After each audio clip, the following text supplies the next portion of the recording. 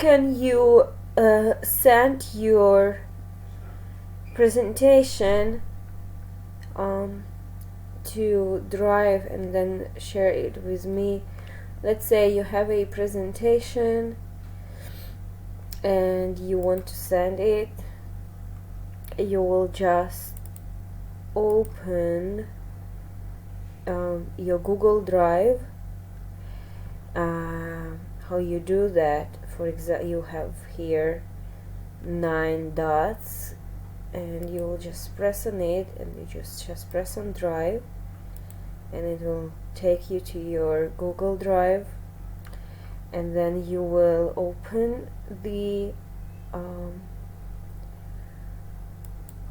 place where your presentation is, the folder, and you will drag the presentation to your Google Drive.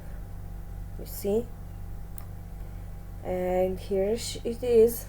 Your presentation is on your Google Drive. Here, academic writing.